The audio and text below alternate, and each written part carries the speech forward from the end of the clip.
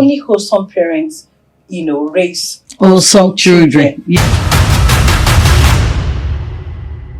I've been having so much emails, women sending me for us to treat this particular topic on how to raise healthy children. And I know that you have been able to raise 4 healthy children, healthy teenagers. So I would like you to share with us today on the White Table Talk Show what are the things you did to, during their formative years and how you were able to navigate through that season. Wow. Now God do raising 4 teenagers. Well, one of them will be 20 this year. Wow. And it's been God all the way. I want to appreciate God for the grace. And then one thing I want to admonish parents, and which every woman should know, it's you raise children by leading example, as in living an exemplary life. Most times we tell them, do what I say. Yes, do what I say. Don't do what I do. Children learn more by doing what you are doing. What they see you do is what they want to do. So I am deliberate on living by example. So raising both the girls and the boys, whatever I want to see in them, I start doing it.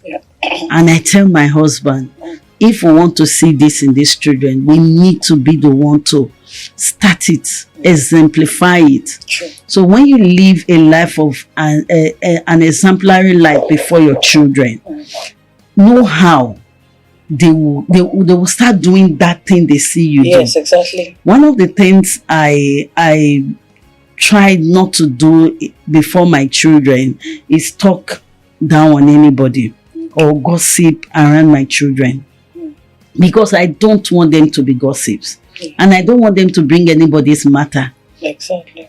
So most times when they go out there, maybe they went to visit auntie, or when they went to visit uncle, and you come back and you are like, this is what happened. This was what. No. I wouldn't encourage that, because a time will come when you start encouraging children to give you feedbacks on everything, they'll start lying. Because they want to make you happy. I can imagine. So there are some things you don't do. You don't tear people down before your children. Okay. So being an example. Then another thing was I did a lot of praying for them. Okay. Praying for them and praying with them. There was a time that we had to start a prayer meeting that is 8 o'clock. 8 o'clock every evening. It wasn't an easy thing. Because you have to, whatever you're doing, you have whatever we are doing. Once we start prayer time, see everybody, it got to a point that my neighbor's children joined us. Oh, wow. And that, we were still discussing it 3 days ago. These children has grown into prayer giants over the years. In fact, now my son encourages my prayer life. Wow.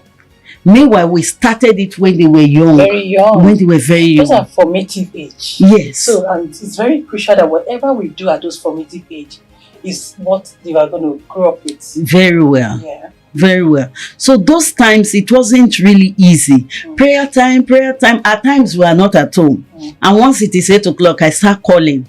A time came, they are not the ones calling. Try to build it into them. After a while, it becomes part of them. Definitely. So you won't have to be dragging them into it. And I want to come in the part of what the Holy Book says. It says, train up your child the way he or she should go forward. Yes. He or she will not depart from it. Yes. So you have been able to start from the very cradle, from their early stage of life, formative stage of life, to train them. Yes. All right. And it has become part of them.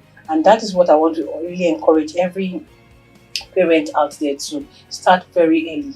All right. And the second one that stood out for me is to become a wholesome parent. Only wholesome parents, raise wholesome children. Yes. Wholesome parents raise wholesome children. So if you're not whole as a parent, if you're not a very healthy parents, and I'm not talking about just the health, I mean inside out, psychologically healthy, what do you give to your child?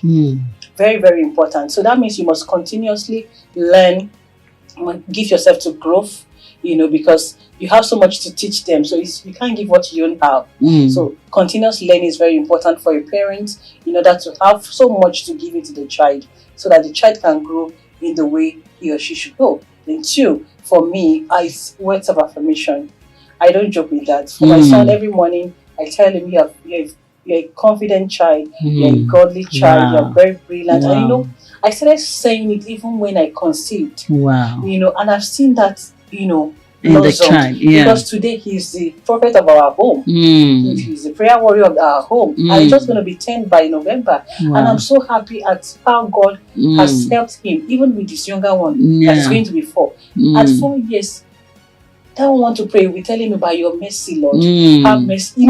I mean, that's very beautiful. That's to show you that what I've been able to put in into the first one, I also tried it in the second one. And Yeah. more importantly, the first one helped me to even put more Yes. Yes. into the second one. And she's not like a role model to the second one. So all these are very important. And also make the home a healthy environment, Place. Yeah. a safe place, a safe heaven for the children, Mm. because this is where they are, or this is what they have. So Mm. when they're at home, the atmosphere of the home speaks a lot in the life of the child. Yes. Very, very important. And lastly, I would want to encourage the parents to work together in love. Yeah. Like you said, there's so many things you can never do in front of them. Mm. All right, which they are watching is what the parents do together that the children are watching. Yes. Remember, we are trying to raise children that are going to be holistically well, emotionally, physically, spiritually, and in every sphere of life. So Yes. we need to put all these arsenals into place to make sure that they turn out well in life. I hope you caught a thing or two on this episode of the White Table Talk Show.